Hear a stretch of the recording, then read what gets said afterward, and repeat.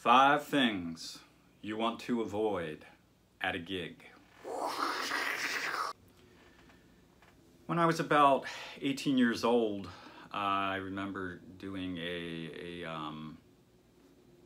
open mic type of a music night at a community college, and this was one of the first gigs that I had ever done. So had very little or no, very little experience playing in front of people. And I had my classical guitar, and my name was on the list. They called me up after X amount of performers had already done their thing.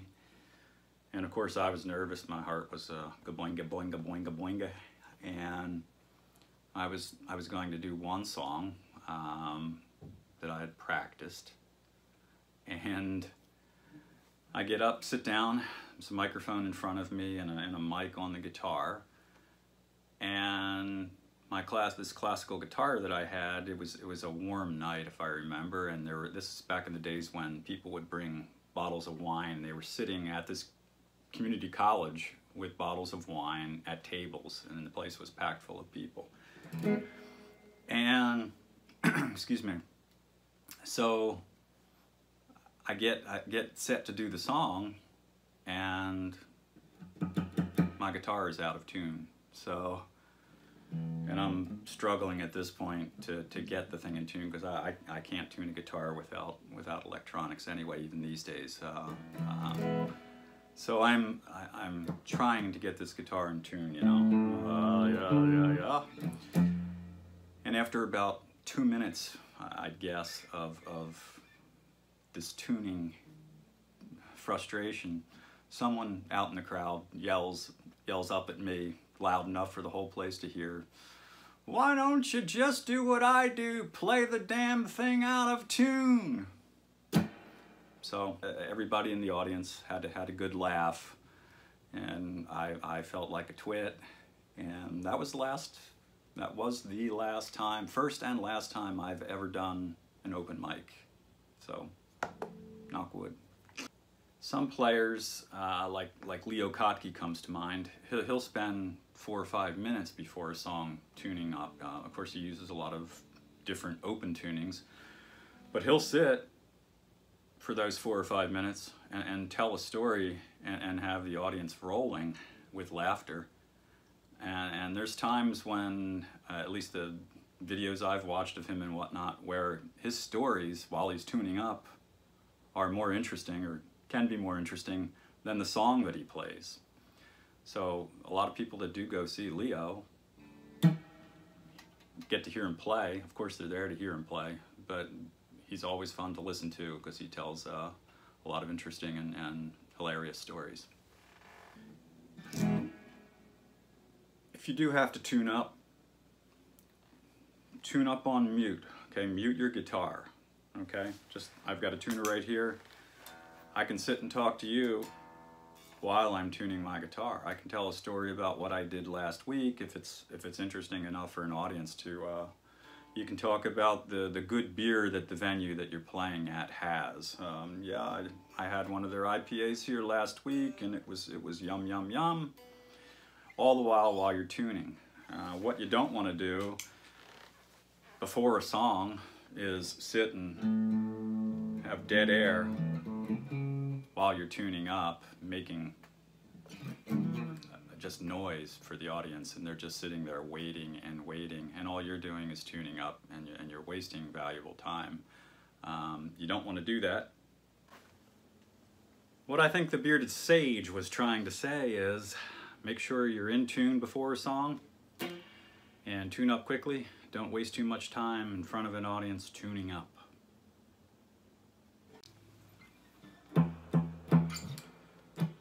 Second on the list, things not to do at a gig, things to avoid. There's the microphone, okay? We've talked about the guitar and tuning it. If you have a mic in front of you, if it's a hot mic, make sure it's muted. Hit the brake switch if you're in between a song, of course. If you're starting up, if you're setting up, make sure the mics are off. You don't want the PA system to be on at a pub, at a brewery, at a wine bar, wherever you're playing, large, small venue, you do not want the microphone to be on while you're talking about how bad the beer was that you just drank, or some of the people that are out in the crowd. If you're talking with your drummer, hey, people, you don't want to be mic'd. You don't want the audience listening to what you're saying up on stage or wherever.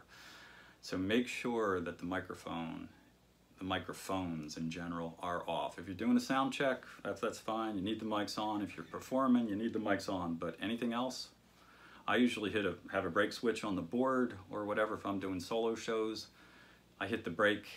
I mute the guitar as soon as you're done a song. That can get you into trouble too, because there's been times where I've started a song and my mic is still muted, of course. I go to sing the first line. They're not hearing anything in the audience. You let it flow, switch it on, break right into the first line of the song with hopefully seamlessly. But just make sure mics are off when they should be and on when they should be. In terms of leading into a song, let's say you need a 4 count for a song, 1, 2, 3, 4. Do that off mic. If there's 4 of you playing in a little combo, you don't want to into the mic 1, 2, 3. The whole audience is going to hear your count in, and it's loud, and you're loud enough with your bandmates to just 1, 2, 3, 4 up with you. You don't want to do lead-ins and count-ins over a PA system. At least that's my feeling. Unless you really want that to be part of the show. Do your count-offs. 1, 2, 3, 4, 1, 2. The bandmates will be able to hear it up there. Okay?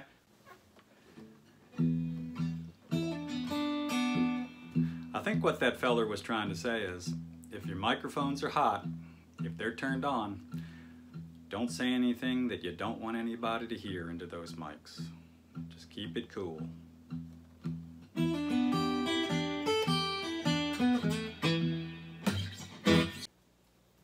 Number 3, in terms of general performing, you're playing a guitar, you just finished a song, you're ready to go into another song, or you're starting the show off. Please don't play a lick from the song that you're going to do, or the intro. Drummers shouldn't be doing or practicing the drum fill of the song that they're going to do right before they do it. You have to come into the song out of the blue. You don't want to, if you're, you don't want to be playing the Sunshine of Your Love riff if you're going to be doing the song in 3 seconds. Okay, Leah, what are we going to do? You don't want to be doing that. Okay? Keep it quiet. 1, 2, 3, 4, right into the song. You don't want to be playing the lead, riffs, anything. If you need to do exercises or finger drills or whatever, or practice a lick from a song or a chord change, do it muted and do it some other time before the show. Okay, you don't want to be doing that kind of stuff before a song at a show. Now what Mr. Vig is trying to say is just don't play any licks from the song before the song. Got it? Number 4. You're going to make a mistake now and then. Me, of course, I don't make any when I perform, but you are going to make a mistake. I make them all the time. The important thing, one thing is, most folks, if it's a minor mistake, if people that are watching you, they're not even going to notice. Okay, I'm fairly picky about playing things correctly. I try to play things correctly when I play a song, but we do make mistakes. If you do make a mistake, if you're in the middle of a song, important things not to do while you're performing. Don't let the audience know that you've made a mistake. Just flow right through the error and they won't even notice, hopefully, fingers crossed. If it's a blaring mistake, there's not much you can do. Things not to do are make a face. Oh God, you know, or look at your guitar. Or look at your fingers, or look at the guy next to you that played the bad note. You don't want to be doing those things. Forget about it. Move forward in the song, and make it up. Play a nice lick.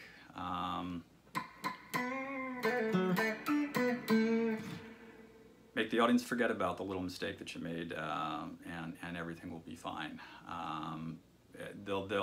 Audiences usually, well, hopefully, will remember the good part of your performance and won't take home a little missed note that you made during one of the songs. Keep that in mind, and most importantly, just let things cruise, let them slide, and try not to make the same mistake next time you do the song.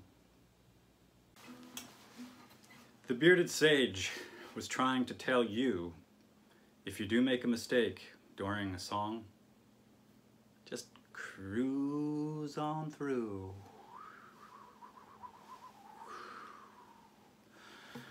Don't get all freaked out if you hit the wrong note. Just cruise on through. Don't make a funny face. Don't grimace. Just ease on through.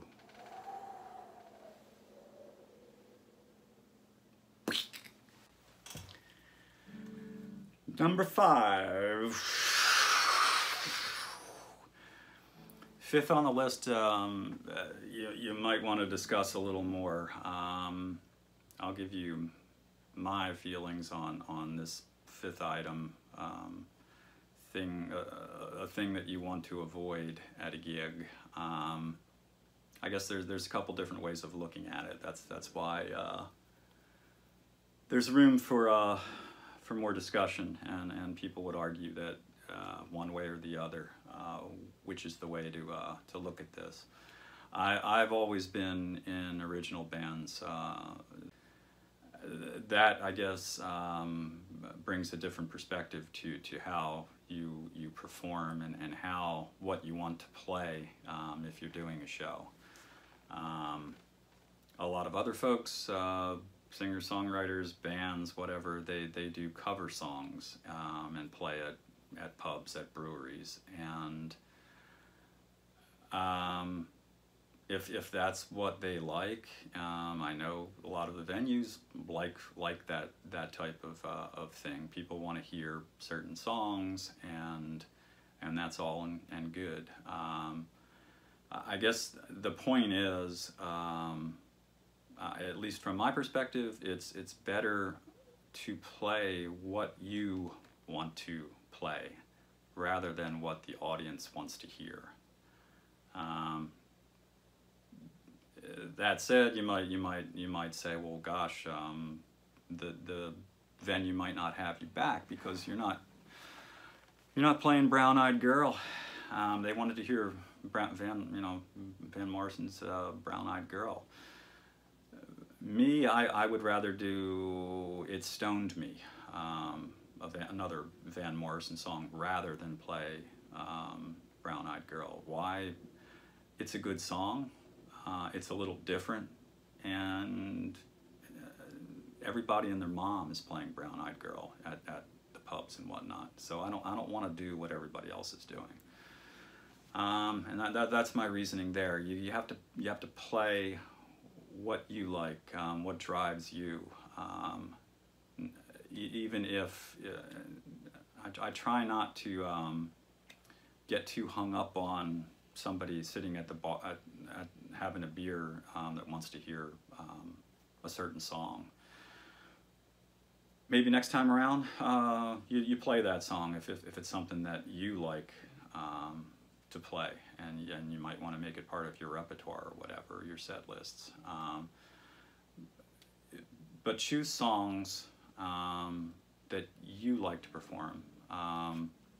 What we used to do as an original band, you would play 30 or 40 songs that your band or you had written, original songs, and throw in a couple of cover songs that you like. I mean, that used to be how, and still is in a lot of cases, how original bands do their shows. On the flip side of that, cover bands, acoustic guitar players in wine pubs will go through 3 sets or whatever, 3 hours of cover songs and throw in 1 or 2 of their own originals. And I guess, I mean, I do that too. I do solo acoustic guitar shows, and most of them being covers, cover songs, and I'll throw in a couple of my own originals to keep myself motivated and because that's fun for me. And then again, the cover songs that you do choose to play, make them interesting. Make them songs that you like to play, and 2, hey, maybe some people in the audience will like them.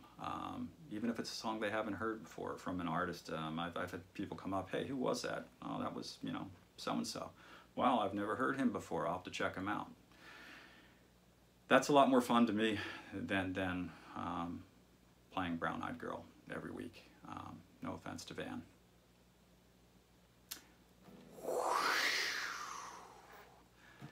That's 5 things you want to avoid when you gig.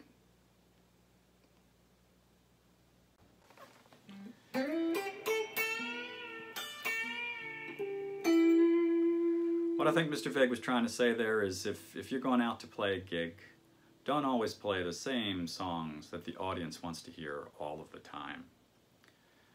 Add some songs into your sets that you like to play.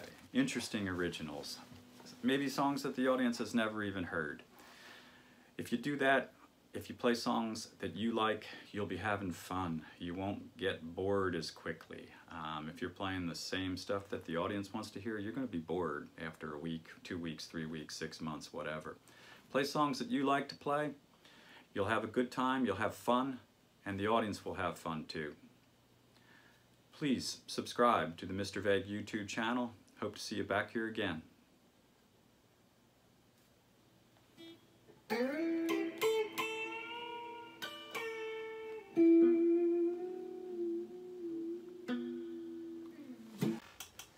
Hey, and don't forget to subscribe to my YouTube channel. I appreciate it. And don't forget to tip your bartenders, your barkeeps, and your waitress. No, sorry. Hey, don't forget to subscribe to my YouTube channel.